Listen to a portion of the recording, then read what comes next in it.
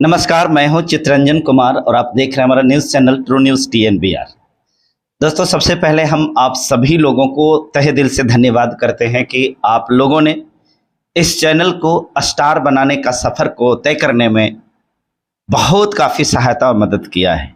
हम तमाम अपने जितने भी सब्सक्राइबर्स हैं, हमारे जितने भी व्यूअर्स हैं, तमाम लोगों को हम तहे दिल से शुक्रिया कहते हैं, धन्यवाद कहते हैं कि आपने मुझे दर्शक तक पहुँचा दिया है।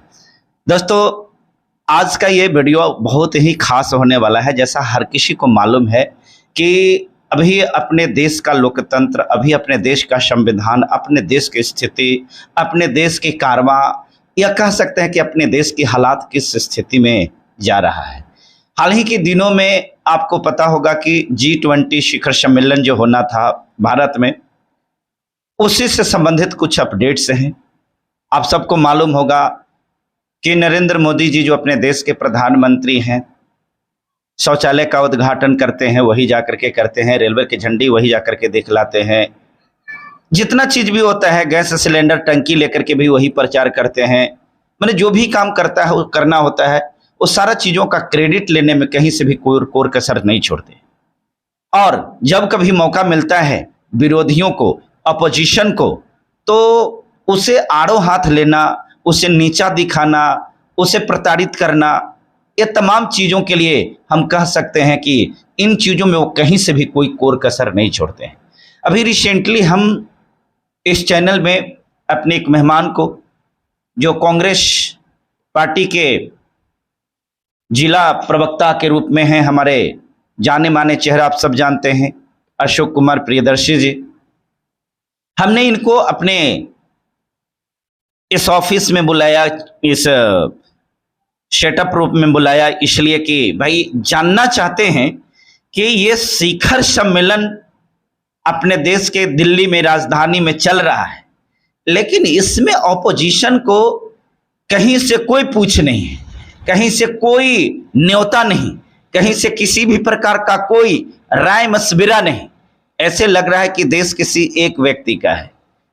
इन चीज़ों को लेकर आखिर कांग्रेस पार्टी के एक कार्यकर्ता, जिला के प्रवक्ता होने के नाते आखिर ये क्या सोचते हैं, इन्हें तमाम बिंदुओं पर चर्चा करने के लिए मैं इन्हें अपने स्टूडियो में आमंत्रित किया है। तो सर, सबसे पहले हम अपने चैनल में आपको बहुत बहुत स्वागत करते हैं।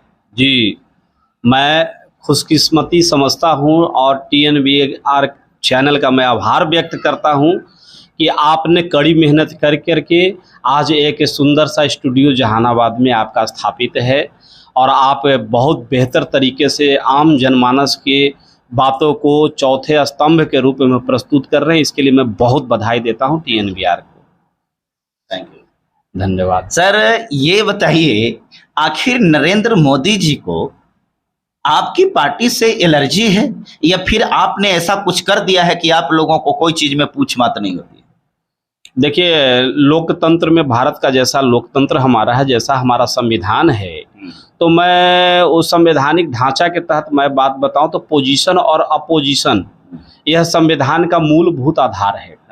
अगर सरकार है तो उसका पोजीशन हो और अपोजिशन हो, यह बात जरूरी है। यदि अपोजिशन ना हो तो लोकतंत्र मरने की संभावनाएं होती है। और नरेंद्र मोदी जी ने तो बहुत कुछ बदलने की ठान रखी है कि पूरे भारत का मूलभूत संरचना को ही बदल डाले, और उनके मन में कहीं ना कहीं एक धर्मांधता भी बैठी है, जबकि भारत धर्मनिरपेक्ष देश है और यहाँ सभी धर्मों के, सभी जातियों के, सभी लोगों का समन्वय स्थापित है। और ऐसे में वो, इनकी सोच एक अलग है, मैं उस दिशा में नहीं जाना चाहता हूँ, इसलिए वो कांग्रेस पार्टी से संभवतः नफरत करते हैं। चूँकि कांग्रेस पार्टी एक ऐसी पार्टी है जो सभी धर्मों को, सभी संप्रदायों को मान सम्मान और देश की संविधान की रक्षा के लिए प्रतिबद्ध रहता है। G20 समिट जो है अपने देश में चल रहा है, बहुत सारे देशों से राष्ट्राध्यक्ष, उसके प्रधानमंत्री यहाँ आए हैं। आपके पार्टी के जो अध्यक्ष हैं, राष्ट्रीय अध्यक्ष मल्लिकार्जुन खड़गे जी, या फिर पार्टी के प्रमुख ये राहुल गांधी जी हैं, सुनने में आ रहा है कि उन लोगों को मीटिंग में नहीं बुलाया गया। सही है कि? ये बिल्कुल सही बात आपने कहा है। और जैसा कि मैंने अभी कहा कि पोजीशन अपोजिशन, तो देश के सरकार को चाहिए होता है कि कोई भी अगर अंतर्राष्ट्रीय स्तर पर अगर कोई कार्यक्रम करनी होती है तो कम से कम देश के तमाम पार्टियों के साथ विचार समन्वय स्थापित किया जाता है। इन्होंने ऐसा कुछ भी नहीं किया और सीधे अपने खाते में अपने आप को जयकारा करने के लिए और G20 में अपनी ही केवल बात को रखने के लिए इन्होंने रखा है, देश की आवाम की बात को नहीं रखा। अच्छा, आप लोगों को आमंत्रित न करने के पीछे क्या कारण हो सकता है? स्पष्ट बात है कि देश की जो हालात है, जो परिस्थितियां जो है, वो अगर अब हमारे और भी देश के तमाम लोग वहाँ मौजूद होते, अगर गेस्ट के रूप में मौजूद होते, तो अंतर्राष्ट्रीय स्तर के आए हुए बड़े नेताओं के सामने भारत की जो असली प्रतिबिंब है वो भी दिखाई दी जाती। तो वो नागवार गुजरता मोदी जी को, कर कुछ रहे हैं, दिख कुछ रहा है, इसलिए अपोजिशन वालों को नहीं पूछा। एक चीज को तो जान करके आपको खुश होना चाहिए, ये महात्मा गांधी के जो समाधि स्थल है वहाँ पर जा करके महात्मा गांधी के समाधि स्थल पर सारे राष्ट्राध्यक्ष के साथ इन्होंने जा करके नमन किया है। इसके लिए आपको मैं बताऊं कि ये जब भारत से बाहर होते हैं तो इनको महात्मा बुद्ध याद आते हैं। अंतर्राष्ट्रीय स्तर के लोग जब यहाँ देश में आते हैं तो इनको गांधी नज़र आते हैं। जब संविधान की कहीं बात करनी होती है तो बाबा साहब डॉक्टर भीमराव अंबेडकर याद आते हैं। तो ये तो उनकी बात, हमारी बात समझ में नहीं आती कि बुद्ध, गांधी और अंबेडकर इनको कब दिखाई देते हैं और कब अदृश्य हो जाते हैं। उसका एक ये नमूना मात्र है बस। ये G20 क्या है? G20 देखिए 1997 के समय जब विश्व के स्तर पर पूरा आर्थिक मंदी छाई थी, पूरा संसार इससे कहीं ना कहीं प्रभावित हो रहा था, वैसे समय में कुछ देशों ने मिल करके G20 देश की स्थापना करी। और G20 का मूल उद्देश्य उस समय था कि आर्थिक जो समस्याएं जो थी देश में, संसार में जो व्याप्त थी, उसको कैसे सुलझाया जाए, कैसे उसको ठीक किया जाए। तो 1997 1999 की बात थी। आप समझ सकते हैं कुछ समय देश का प्रधानमंत्री कौन रहे होंगे, मुझे कहने की आवश्यकता नहीं है। तो तब के बात है कि पूरे विश्व स्तर पर ऐसी बातें कही गई थी और एक स्थितियां गढ़ी गई थी जिसका परिणाम G20 हुआ। और G20 में जो शामिल हमारे देश हैं, मैं उसके बारे में थोड़ी सी बात बताना चाहता हूं। तो उसमें खास करके भारत के अलावा फ्रांस है, चीन है, Canada, Brazil, Australia, Argentina, America, UK, Turkey, दक्षिण कोरिया, साउथ अफ्रीका भी अभी लाया गया है उनको, अरब है, रूस है, मैक्सिको है, इटली है, जापान है, इंडोनेशिया है और उसके अलावा यूरोपीय संघ के बहुत सारे देश हैं जो G20 का हमारे अस्थायी और अस्थायी आमंत्रित सदस्य हैं। और इन लोगों ने मिलकर के ऐसा किया कि देश में सर्वप्रथम संसार भर में जो आर्थिक जो समस्याएं से जो लोग जूझ रहे हैं, आबादी बढ़ती जा रही है, बहुत सारे रोजगार की संभावनाओं में परिस्थितियां उत्पन्न हो रही है, तो इसके लिए आर्थिक स्थिति को कैसे मजबूत किया जाए, विश्व बैंकों को कैसे मजबूती लाई जाए, वित्तीय स्थिति को कैसे मजबूत किया जाए, इसके लिए G20 का ये मामला हुआ था। और रह गई बात भारत में, तो हर देशों को यह बारी बारी से मौका मिलता है कि भाई आप अपने देश में G20 शिखर का जो है कि बैठक कराएं। यह एक परिस्थितियां होती है जब हम सभी सदस्य हैं तो एक दूसरे के यहाँ ये बैठक अगले बार ब्राज़ील में होनी है, इसकी बैठक पिछले बार अन्य देशों में बैठक हुई थी। तो यह 18वीं बैठक है भारत के अंदर में, 17 बैठक किसी न किसी विभिन्न देशों में हुआ, यह 18वीं बैठक है। 19वीं बैठक होनी है ब्राज़ील में। तो कहने का मतलब है कि ब्राज़ील के जो राष्ट्राध्यक्ष होंगे उनकी नैतिक जिम्मेवारी होगी कि G20 शिखर के सभी देशों को मान सम्मान के साथ अंतर्राष्ट्रीय स्तर के मुद्दों पर चर्चा करें। जैसे इस बार को आपको मैं बात बताना चाहता हूं कि अभी एक हालिया में पिछले वर्ष भी जब बैठक हुई थी तो उस बैठक में एक बातें आई थी, कुछ ज्वलंत मुद्दों को शामिल किया गया आर्थिक मुद्दे के अलावे, जैसे यूक्रेन और रसिया कि ये जो समस्या जो है विश्व में व्याप्त है, इससे बहुत सारी समस्याओं का उत्पन्न हो रहा है। जैसे तेल पदार्थ को लेकर के मंदी जो आ रही है, लड़ाइयाँ लड़ी जा रही है। यूक्रेन और रसिया के मैं युद्ध पर चर्चा ना करते हुए उसको संक्षिप्त में कहना चाहता हूँ, आप सभी लोग जानते होंगे जो हमारी बातों को सुन रहे हैं। तो यूक्रेन और रसिया का एक ज्वलंत मुद्दा पिछले वर्ष भी G20 में रखा गया था, इस वर्ष भी शामिल किया गया कि अगर इसको जल्दी सुलझाया नहीं गया तो ठीक नहीं है। ग्लोबल वार्मिंग का एक माने मुद्दा है, सबसे बड़ी बात है कि पर्यावरण और की समस्या ज्वलंत मुद्दा है हमारे यहाँ, उसको कैसे किया जाए। अभी क्रिप्टो करेंसी की बात आ रही है कि हम अगर G20 के देश के लोग हैं तो कैसे एक करेंसी हो और एक करेंसी के आधार पर हम सभी G20 देश वाले लोग आपस में कम्युनिकेशन की बात आई, तो जो समुद्री मार्ग से पहाड़ी मार्ग तक यानी कि अमेरिका से भारत तक का कम्युनिकेशन कैसे बेहतर हो, वो मार्ग कैसे बने, एक उस पर भी विचार की गई। हालांकि इसमें हमारे मित्र पड़ोसी राष्ट्र चाइना को कहीं ना कहीं कुछ नागवार जैसी बातें आ रही थी, चूंकि उनकी कुछ और सोचें थी, लेकिन G20 बहुत सारा कुछ ऐसा कर गया कि वैसे मनसा रखने वाले लोग।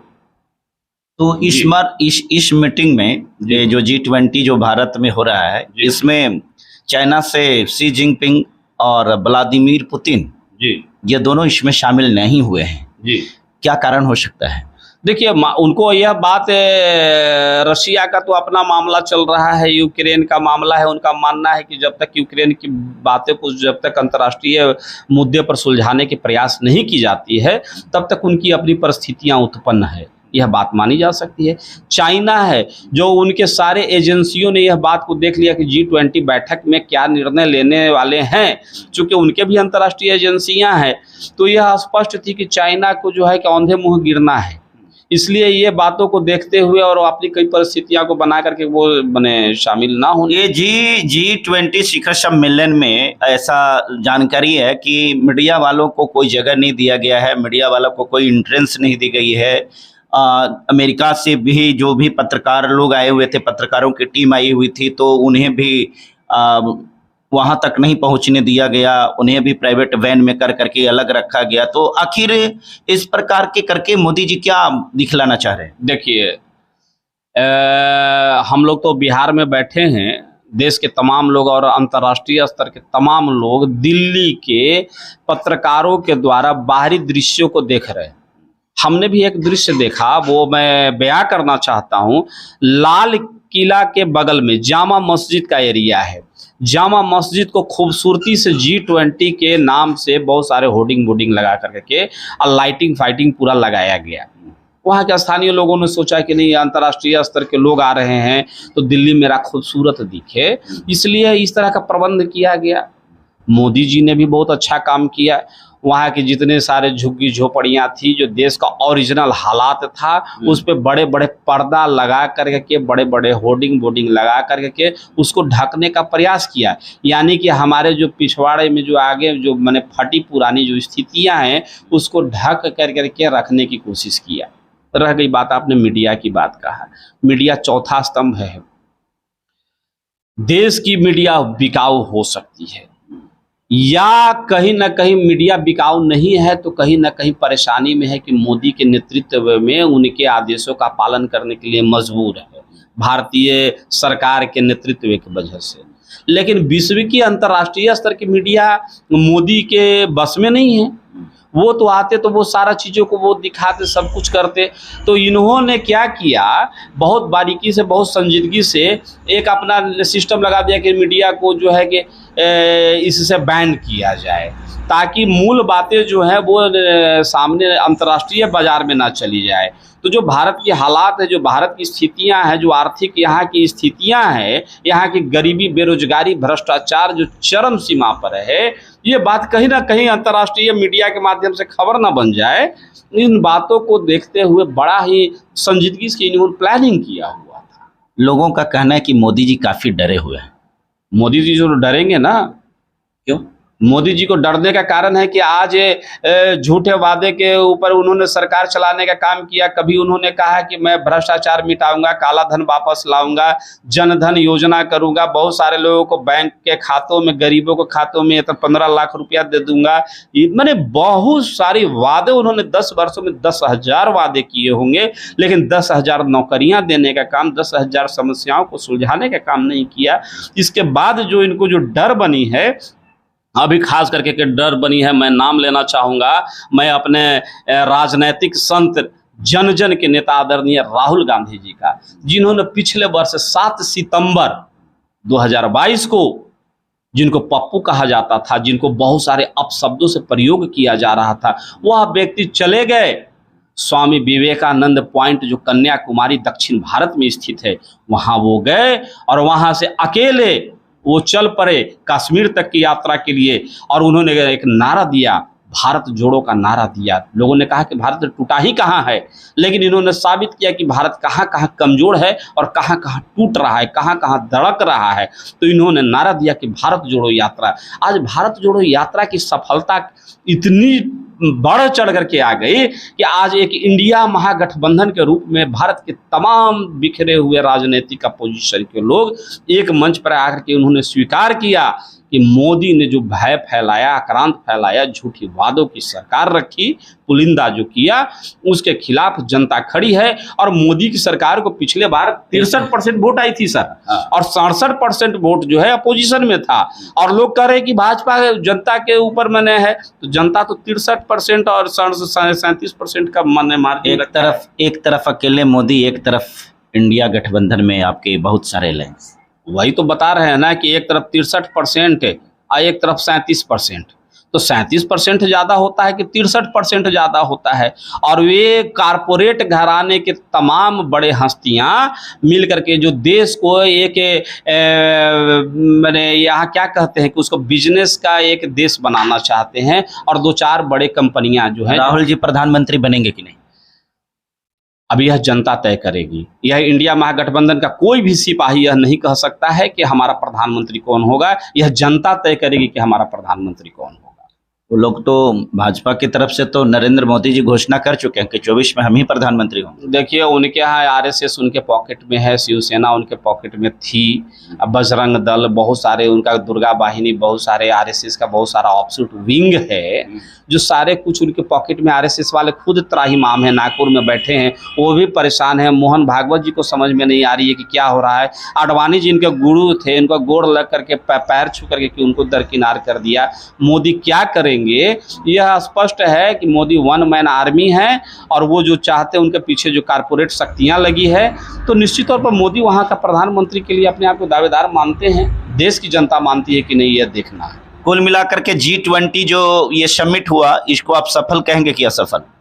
G20 अपने आप में सफल है, क्योंकि अंतर्राष्ट्रीय मुद्दा जो है, अंतर्राष्ट्रीय मुद्दा है, आर्थिक समस्या है, पर्यावरण, ग्लोबल वार्मिंग की प्रॉब्लम है, कम्युनिकेशन का प्रॉब्लम है, क्रिप्टो करेंसी का प्रॉब्लम है। ये सब सारी प्रॉब्लम को सुलझाने के लिए अंतर्राष्ट्रीय स्तर पर जो उस समय 1997-99 से जो देशों ने प्रयास किया है, ये अद्भुत और माने बिल्कुल असाधारण, सराहनीय है।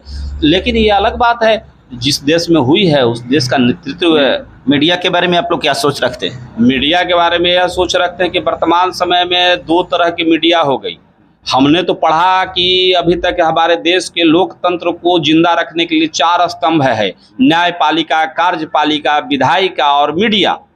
न्यायपालिका के कल मैंने कपिल सिब्बल जी का एक वीडियो जारी मैंने देखा, जिसमें मोदी अमित शाह गिरफ्तारी होने की स्थिति में आ खड़े हुए हैं, और कैसे बड़े बड़े जजों की हत्या की जा रही है, किस प्रकार से बड़े बड़े वकीलों को 8 मंजिल से फेंक दी जा रही है। ये अभी रणदीप सिंह सुरजेवाला और आपके कपिल सिब्बल साहब लोगों ने संयुक्त बयान कल जारी करके वीडियो एक जारी किया, जिस वीडियो को कहीं दिखाया नहीं जा रहा। तो गोदी मीडिया क्या कर रहे हैं, तो वैसे चीज़ों को दर्शाने की कोशिश कर रहे हैं जो केवल मोदी मैं हो, लेकिन बाकी भी मीडिया जो है, आप जैसे मीडिया हैं, बहुत सारे मीडिया हैं देश के, वैसे आज रवीश जी हैं, बहुत सारे लोग पत्रकार हैं, तो वो लोग जो है कि हकीकत को दिखाने की कोशिश कर रही है, लेकिन यह जानते हुए कि मेरी जान की कभी भी खतरा हो सकती है, मेरी कभी भी हत्या हो सकती है। न्यायपालिका के बड़े बड़े जजों की हत्या हो रही है, कार्यपालिका के बड़े बड़े अधिकारियों की हत्या हो रही है। हेलीकॉप्टर को, खूबसूरत हेलीकॉप्टर, मजबूत देश के हेलीकॉप्टर को बॉम्ब से उड़ा दिया जा रहा है। यानी कि मोदी जी अपने सामने अब हत्या की राजनीति शुरू कर दी है। मैं पत्रकार बंधुओं से, मीडिया बंधुओं से कहूंगा कि जिनके पास कलेजा है, जिनके पास दर्द है, जिनके पास जिगर है, वही मोदी के खिलाफ बोले, और नहीं तो मीडिया। पत्रकारों के लिए अभी तक किसी भी प्रकार के उसकी सेफ्टी के लिए ना तो कोई लॉ बना है और ना ही सरकार इसके बारे में विचार की है। आपकी इंडिया गठबंधन से अगर कोई सरकार बनती है तो पत्रकारों की सुरक्षा से संबंधित कोई उपाय हो सकता है?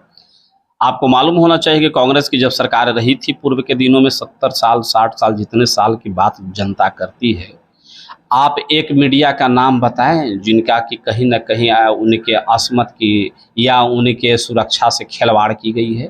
मीडिया को सर्वोपरि माना गया है, चाहे वो जवाहरलाल नेहरू जी का समय रहा हो, राजीव गांधी जी का समय रहा हो, मनमोहन सिंह जी का समय रहा हो, किसी भी काल में मीडिया को इतनी सम्मान दी गई है और इतना आईना माना गया है, देश का दर्पण माना गया है। हम तो मीडिया को बहुत सम्मान करते हैं। मीडिया को अपने पॉकेट में अपने गुलाम बना करके मैंने नहीं रखा हुआ है। मीडिया के लिए हर तरह से मेरे यहाँ इज्जत है, भाव है, सम्मान है और दर्जा भी है। लोकतंत्र का चौथा स्तंभ है, हमने ही कहा है, तो मीडिया तो सर्वोपरि है। मीडिया को बीजेपी ब्लेम करती है कि कांग्रेस जो है ये परिवारवाद की पार्टी है, और कांग्रेस में तो अभी तक जो भी राष्ट्रीय अध्यक्ष बने तो उसके परिवार के लोग ही बने, और इस समय अभी जो खड़गे जी बने हैं तो कहा कि वो तो बीजेपी के देखा देखी ऐसा किया है। बात है कि मल्लिकार्जुन खड़गे एक साधारण व्यक्तित्व नहीं है। वो अंग्रेज के ज़माने से लेकर के आज तक उनके पूरे परिवार को आग में झोंक दिया गया था, जिंदा जला दिया गया था, और वो एक दलित परिवार के घर से आने वाले एक ऐसे शिखर पुरुष हैं जिन्होंने देश के खास करके के शोषित वंचित दलितों के साथ साथ सर्वधर्म समभाव की राजनीति को उन्होंने जन्म दिया। और मल्लिकार्जुन खड़गे अपने आप में एक विचारधारा है। मल्लिकार्जुन खड़गे कोई साधारण व्यक्तित्व नहीं है, या मोदी की बस की बात समझने की बात नहीं है। खड़गे साहब एक अलग व्यक्तित्व हैं और उनके विषय में बहुत कुछ है कहने के लिए, उनको पढ़ने की ज़रूरत है, समझने की। बहुत बहुत धन्यवाद sir, thank you very much. आप देख रहे थे ये अशोक कुमार प्रियदर्शी जी, कांग्रेस पार्टी जिला जहानाबाद के ये प्रवक्ता हैं, और आपने देखा अपनी बातों को बेबाकी से इन्होंने रखा है। दोस्तों आज मैं एक बात बताऊंगा, जितने भी पत्रकार बंधु हैं जो खास करके स्वतंत्र रूप से काम करना चाहते हैं, आज उन्हें स्वतंत्र रूप से काम करने में डर लगता है। हाल ही फिलहाल में आपको पता होगा कि हमने एक वीडियो भी बनाया है जिसमें बतलाया था कि मणिपुर में जो पत्र का ये संपादक लोग थे, 4 को संपादक जो वहां जाकर के ये ब्रीफिंग किए थे, उन सारे लोगों के ऊपर FIR करके जेल भेजने की तैयारी की जा रही थी। वो तो सुप्रीम कोर्ट के चीफ जस्टिस DY चंद्रचूड़ जी को आप धन्यवाद कहिए कि उन्होंने इनकी गिरफ्तारी को फिलहाल 11 सितंबर तक के रोक लगा रखी थी, वरना सारे मीडिया वाले लोगों को भी पकड़ करके जेल में डालना, मैंने हर किसी को ये करना ये धंधा बना लिया। और देश को बचाने के लिए ज़रूरी है कि मीडिया को निष्पक्ष और ईमानदार होकर के काम करना पड़ेगा। बहुत बहुत धन्यवाद देते हैं। आपने इस वीडियो को इतने देर तक के इंतज़ार के साथ सारी बातों को सुन करके आपने और ये देखा है। हम निवेदन करेंगे कि आप अपने कमेंट बॉक्स में जा करके एक प्यारा सा कमेंट लिखिए कि हमारा न्यूज़ आपको कैसा लगता है। हम इसलिए बात कहते हैं कि ताकि इसमें हम और सुधार कर सकें, आपके लिए और बेहतर कर सकें। जो लोग हमारे चैनल को सब्सक्राइब नहीं किए, चैनल को सब्सक्राइब कर लीजिएगा। और आप अपने कार्यकर्ता के बारे में क्या कहेंगे, चूँकि हमारे वीडियो तो आपका हमेशा जाते रहता है, तो उनको लिए सब्सक्राइब नहीं करते, उनको क्या कहेंगे? नहीं, मैं अपने सारे कार्यकर्ताओं से अपील करूंगा, मैं अपने जितने भी शुभचिंतक हैं सबसे मैं अपील करूंगा कि TNBR एक बेबाक तरीके से अपनी बातों को रख रही है और इन्हें सब्सक्राइब करना चाहिए और इनके चैनल को ज़्यादा से ज़्यादा शेयर करनी चाहिए और कमेंट भी करें। धन्यवाद। थैंक यू, बहुत बहुत धन्यवाद। फिर मिलते हैं अगले वीडियो में।